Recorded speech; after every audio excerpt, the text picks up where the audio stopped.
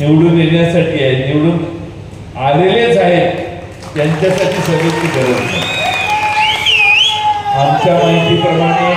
आमच्या माहितीप्रमाणे आपले उमेदवार हे बऱ्यापैकी तुमच्या सगळ्यांचा विश्वास संपादन करून अधिक पुढे गेलेले आहेत.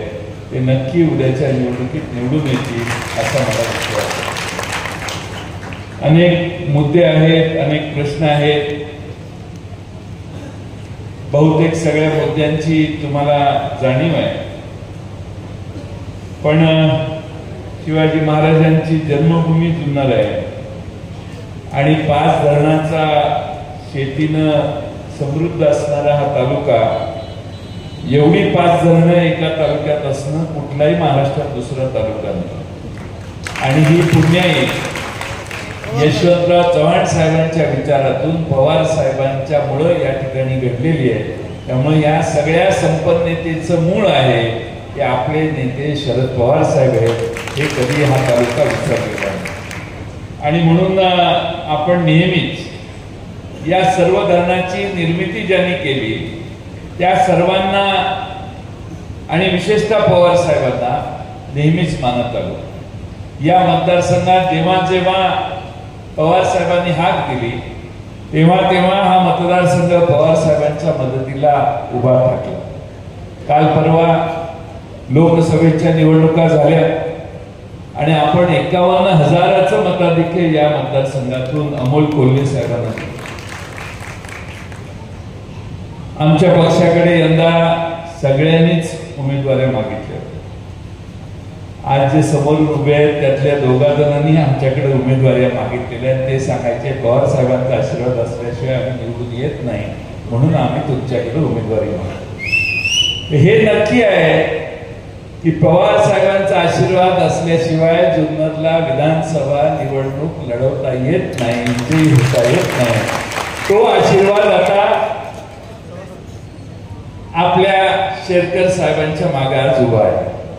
सत्यशील शेरकर आणि त्यांच्या पूर्वी त्यांच्या वडिलांनी, त्यांच्या चुलत्यांनी जे काम करून दाखवलेलं आहे या परिसरात साखर उद्योगातून, त्यामुळं आज धरणं झालेली आहेत. त्याचा जास्त फायदा शेतकऱ्यांना कशामुळे मिळतो तर इथल्या कारखानदारीमुळे मिळतो. हे आपल्याला विसरता येणार नाही. खरं म्हणजे आपण सगळ्यांनी थोडंसं बारकाईनं बघितलं तर पूर्वी मला सांगण्यात आलं की पूर्वी अमोल दादा आणि दुसरे इथले आमदार अशी जोडी होती आणि ती जोडी एकच आहे असा प्रचार चालू आहे सध्या. बरोबर आहे ना? ज्या दिवशी अमोल कोल्हे साहेबांच्या विरोधी पैसा वाटायला तुम्ही बाहेर पडला आणि त्यांना पाडायच्यासाठी पडेल त्या पद्धतीनं भाषा वापरली, अगदी शरद पवार साहेबांच्या विरोधात तुम्ही बोलला, त्या दिवशी नवी जोडी महाराष्ट्रात या तालुक्यात तयार झाली. अमोल कोल्हे आणि सत्यशील शेरकर. माणसं फार हुशार आहेत, जोड्या लावायलाही आणि जोड्या मोडायला देखील. त्यामुळे लोकांची सतत विवेक बुद्धी याला आपण नेहमी गृहीत धरू नये. आणि म्हणून आता अमोल दादा आणि सत्यशील दादा यांची जोडी आपल्या विकासाची जबाबदारी घेऊन काम करेल हा मला पूर्णपणाने विश्वास आहे. खरं म्हणजे मी येण्याचं दुसरं कारण असं, माऊली खंडागळे तुम्ही फार मोठा त्याग केला. महाविकास आघाडीसाठी तुम्ही पक्षाचा आदेश मानून मातोश्रीच्या आदेशाप्रमाणे काम करून एक पाऊल मागे ठेवलं. त्याचे आभार मानायला देखील मी आलो. या ठिकाणी आज आपल्या शरद लेंडे साहेबांचे देखील मला आभार मानायचे. कुठे गेले? इतक्या निष्ठेनं माणसांनी आयुष्यभर शरद पवार साहेबांची पाठराखण केली. एवढं उत्तम उदाहरण मग आमचे माऊली लेंडे असतील, तुषार थोरात असतील, मोहित धमाले असतील, अंकुश आमले असतील, अनिल तांबे असतील, अनंतराव चौगुले असतील आणि आदिवासी म्हणून शरद गोडेंनी पण मला वाटतं अर्ज भरलेला होता. या सगळ्यांनी शरद पवारांना अनेक वर्ष साथ दिली आणि खास करून या जुन्या लोकांनी साथ केली. पक्षाचा निर्णय झाल्यावर जसं माऊली खंडागळेने पाऊल मागे घेतलं तसं पक्षाचा निर्णय झाल्यावर अनेक वर्ष पक्षासाठी खस्ता खाल्लेल्या ह्या सगळ्या लोकांनी माघार घेतली. त्या सगळ्यांना दंडवत घातलं पाहिजे. तुम्ही पूर्ण त्याग करून आज पवार साहेबांची इच्छा सत्यशील शेरकरांच्या मागे आशीर्वाद उभा राहत असेल तर त्यांना निवडून देण्याची तुम्ही तयारी केली. मी शरद लेंडे साहेब तुम्हा सगळ्यांना सांगतो की पक्ष तुम्ही केलेल्या या उपकाराची जाणीव ठेवेल. सरकार आपलं येणार आहे काळ्या दगडावरची रेष आणि बाकीची जबाबदारी तुम्ही माझ्यावर सोडा, डॉक्टर अमोल कोल्हेंच्यावर सोडा. तुम्हाला उड्यावर पडून देणार नाही आणि पूर्ण ताकदीनं पक्ष तुमच्या मागे राहील आणि तो अनुभव देखील तुम्हाला देण्याचं काम आम्ही सगळे करू. खरं म्हणजे पूर्व पठारावरचा सिंचनाचा प्रकल्प आहे तो बराच दिवस प्रश्न प्रलंबित आहे आणि तो प्रश्न सिंचन होण्याचा प्रश्न प्रलंबित आहे. आपल्या कुकडी प्रकल्पात त्याचा समावेश करावा अशी मागणी आहे. मी आपणाला महाविकास आघाडीच्या वतीने वचन देतो या कुकडीच्या नेटवर्क मध्ये पाणी मिळणं उपलब्ध होणं जरा अवघड आहे. त्यासाठी वळण बंधारे या सगळ्या खोऱ्यामध्ये अतिरिक्त पाणी जे पश्चिमेकडे जात आहे ते वळवून आणणे आणि त्याचा हिशेब करून तुम्हाला पाण्याची उपलब्धी पठारावर करून देण्याची जबाबदारी मी स्वतः घेतो. तुम्ही काही चिंता करा. शेरकर साहेब विधानसभेत गेल्यावर या प्रकल्पात इथं पाण्याचं जे वाटप होतं त्या पाण्याच्या विस्तार वाटपाचा देखील सत्यशील दादा पूर्ण ताकदीनं तुमच्यासाठी काम करतील. या मतदारसंघावर अन्याय होऊन पुढे पाणी जाईल हे डोक्यातनं तुम्ही काढा. सत्यशील दादा तुम्हा सगळ्यांना आणि पुढच्याही भागात आपल्याला न्याय सगळ्यांनाच द्यायचा. कोणाचं पाणी अडवणे आणि कोणाचं सोडणे हा विषय नाही, पण या भागात ज्या भागाने मोठं योगदान पाण्यासाठी केलंय त्या भागाला देखील पाणी उपलब्ध करून देण्यासाठी वळण बंधारे बांधून आपण अतिरिक्त पाणी या खोऱ्यात आणून अगदी कुकडीच्या नेटवर्क मध्ये जे पाणी कमी पडतंय ते वाढवण्यासाठी देखील काल परवा मी करमाळ्याला गेलो होतो. परवाच करमाळ्याला सभा झाली. तिथं मांगीच्या तलावात पाणी पोचत नाही हा तिथला कायमचा त्यांचा प्रश्न आहे. त्यामुळे या भागात आपल्याला पश्चिमेकडचं वळणारं पाणी इकडे वळवलं पाहिजे. यासाठी आपल्याला प्रायोरिटी द्यायला पाहिजे आणि सत्यशील दादांच्या नेतृत्वाखाली ते काम आपण निश्चितपणाने करू हा विश्वास मी आपल्या सर्वांना देतो.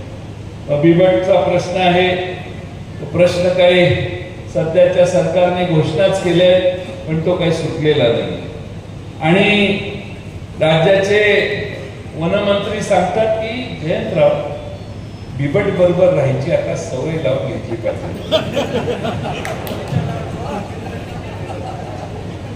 आमचे सगळे बिबटे गेले निघून म्हटलं आता काही सवय लावायची काही गरज नाही. बिबट बरोबर सवय लावून घेतली पाहिजे असं फॉरेस्ट डिपार्टमेंट सांगतं आणि प्राण्यांच्या बरोबर अशा हिंस्र प्राण्यांच्या बरोबर आता माणसाने जगण्याची सवय केली पाहिजे आणि कसे कसे सूचना फॉरेस्ट डिपार्टमेंटची येतात की तुम्हाला वेगळंच सांगायची गरज नाही आणि म्हणून हा प्रश्न मुळात जाऊन सोडवला पाहिजे.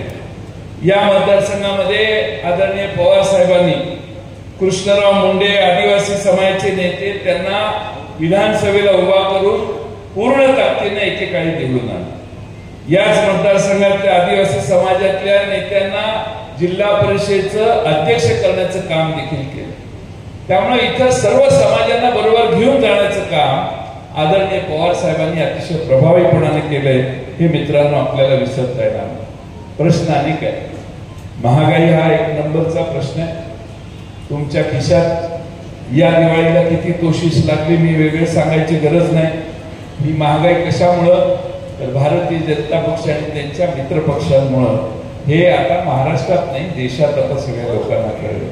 माझी आपल्याला विनंती आहे की मागची दिवाळी आमच्या आया बहिणींना विचार जर 20,000 रुपयात झाली असेल तर यावेळी 30,000 रुपये खर्च झाले तरी मनासारखी दिवाळी झाली नाही. एवढी महागाई आहे.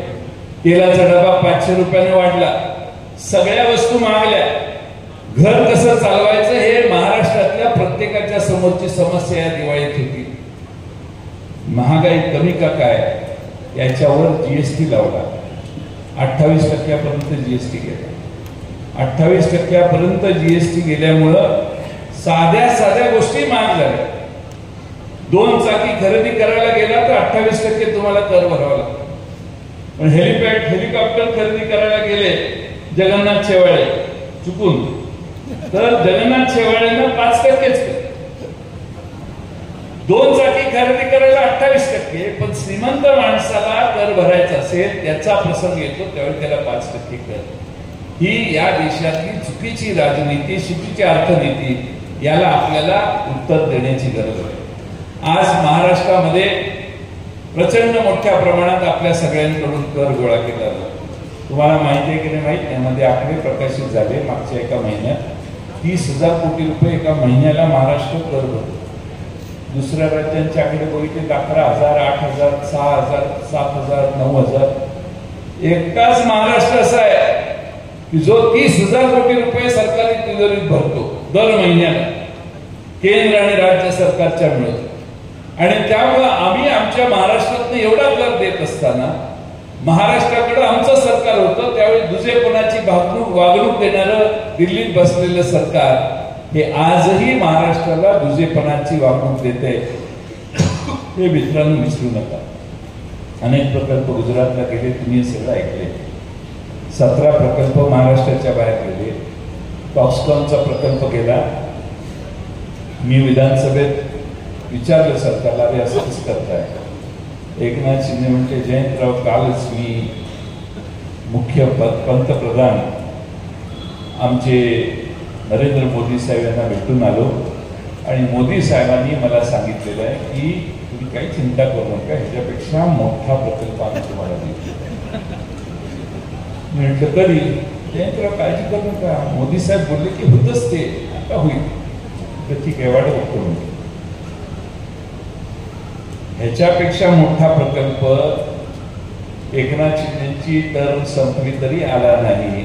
याचा अर्थ असा होता, एकनाथ शिंदे आम्हाला सांगत होते काही दिल्लीहून मिळालेलं नाही, भोपळा मिळालेला आहे आणि त्यामुळे आपल्याकडे नवीन प्रकल्प येणार नाही. 1.5 लाख पोरांच्या तळेगावामध्ये काम केलेल्या, करू शकणाऱ्या मुलांच्या नोकऱ्या गेल्या. टाटा एअरबसचं उद्घाटन परवा मुख्यमंत्री तिथल्या गुजरात राज्याने मोदींना आणून केलं बडोद्याच्या शेजारी. भूमिपूजन नाही, उद्घाटन. प्रकल्प जाऊन तिथं प्रकल्पाचं उत्पादन सुरू झालं. 7-8 हजार पोरांना नोकऱ्या लागल्या. आमच्या महाराष्ट्रात मात्र मोठे प्रकल्प आले नाही. त्याचा परिणाम हा झाला की महाराष्ट्राचं दरडोई उत्पन्न मित्रांनो गुजरातच्या खाली गेलं. हे मी सांगत नाहीये, केंद्रीय आकडे सांगतात. मी राज्याचा अर्थमंत्री होतो त्यावेळी 2ऱ्या-3ऱ्या क्रमांकावर दरडोई उत्पन्नात असणारं आमचं महाराष्ट्र राज्य, जेव्हा महाराष्ट्राचे मुख्यमंत्री देवेंद्र फडणवीस झाले आणि जेव्हा नरेंद्र मोदी दिल्लीला जाऊन बसले त्यावेळी फक्त 2 वर्षात महाराष्ट्र हा 6व्या क्रमांकावर गेला आणि मागे असणारं गुजरात 5व्या क्रमांकावर. आज महाराष्ट्राचा देशभरातल्या सगळ्या राज्यांमध्ये नंबर 11वा आहे. आमचं राज्य अधोगतीला चाललंय. दरडोई उत्पन्नात आम्ही खाली गेलो. याचा अर्थ गुजरातची माणसं आपल्यापेक्षा श्रीमंत झाली. गुजरातमध्ये दरडोई उत्पन्न वाढलं म्हणजे आम्ही त्यांच्यापेक्षा आज कमी पडतोय. आणि त्याच्या पलीकडे जाऊन 2-4 दिवसापूर्वी आकडेवारी प्रकाशित झाली मागच्या आठवड्यात की भारताच्या सकल उत्पन्नात पूर्वी महाराष्ट्राचा वाटा 15% असायचा, आता तो 13% झालाय. 2% आम्ही खाली घसरलो. तुम्हाला वाटेल की 2%नं काय होतंय? काय सांगतात हे? 2% म्हणजे काही लाख कोटी रुपये आम्ही महाराष्ट्रात संपत्ती निर्माण करण्यात कमी पडलो, असा त्याचा मित्रांनो अर्थ आहे. या एकनाथ शिंदेनी आणि त्यांच्या 2 उपमुख्यमंत्र्यांनी मिळून महाराष्ट्र गुजरातच्या दावणीला नेऊन बांधलेलं आहे. गुजरातचं मांडलिकत्व महाराष्ट्राने स्वीकारलेलं आहे. महाराष्ट्रातल्या पोरांच्या हाताच्या नोकऱ्या गेल्या. महाराष्ट्राच्या माती महागाई आली. महाराष्ट्राला मागे ठेवण्याची व्यवस्था नरेंद्र मोदींचं दिल्लीचं सरकार करते. त्याच्या विरोधात आवाज उठवण्याची दानत राज्याच्या मुख्यमंत्री आणि 2 उपमुख्यमंत्र्यांना नाही, हे पहिल्यांदा तुम्ही लक्षात घ्या. आपल्याला राज्य कसं असलं पाहिजे? अन्याय महाराष्ट्रावर झाला तर आवाज काढणारं, आवाज उठवणारं आणि जाब विचारणारा मुख्यमंत्री महाराष्ट्राला पाहिजे. पण ह्यांच्यावर एवढे उपकार आहेत त्यांचे आणि ह्यांच्या डोक्यावर एवढ्या टांगत्या तलवारी आहेत, यांचा घास नाही नरेंद्र मोदींना जाऊन जाब विचारायचं की महाराष्ट्रात तुम्ही असा आमच्यावर अन्याय का करताय. सगळं महाराष्ट्राचं चाललंय गुजरातला, पण महाराष्ट्रातल्या सामान्य लोकांच्या वतीनं नेतृत्व करणारे मुख्यमंत्री मानाखाली घालून त्या ठिकाणी बसतात आणि महाराष्ट्राचा अपमान स्वीकारतात. कारण ह्यांना बाकी दुनियेत काही प्रिय नाही. लाडकी यांची फक्त खुर्ची आहे, बहिणींचा गैरसमज नसावा. हे सगळं जे चाललंय ते फक्त लाडक्या खुर्चीसाठी चाललंय. प्रचंड गोष्टी अशा आहेत महाराष्ट्रात, ते बोलायला गेलो तर तुम्हाला मी म्हणाले काय करतात काय सांगतात, वेळी कमी आहे. पण आम्ही सत्तेवर येऊ याच्यात माझ्या मनात शंका. सत्तेवर आल्यानंतर आम्ही काय करणार? राहुल गांधी, उद्धव ठाकरे साहेब, शरद पवार साहेब यांनी परवा मुंबईत एक सभा घेतली आणि 5 पंचसूत्री महाराष्ट्रात जाहीर केली. आणि आता 12 वाजता आमचा जाहीरनामा देखील प्रकाशित होईल मुंबईमध्ये, तोही तुमच्यापर्यंत पोहोचेल. पंचसूत्री जाहीर करताना त्यातला एक मुद्दा आहे की आम्ही महालक्ष्मी योजना आणू.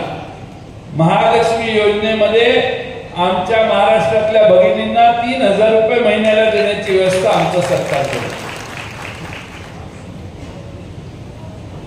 इथल्या पुरुषांना मी आनंदाची बातमी देतो, बायको माहेरी जायला लागली, बहीण सासरी जायला लागली, आई गावावरून कुठं प्रवास करायला लागली तर तिला इथनं पुढं एसटीचा तिकीट करावं लागणार नाही. मोफत महिलांना महाराष्ट्रात प्रवास आमचं सरकार निवडून आल्यावर. शेतकऱ्यांची उद्धव ठाकरे साहेबांनी 19 साली सत्तेत आल्या उद्धव ठाकरे साहेबांनी आग्रह केला आणि महाराष्ट्रात शेतकऱ्यांची कर्जमाफी आपण दिली.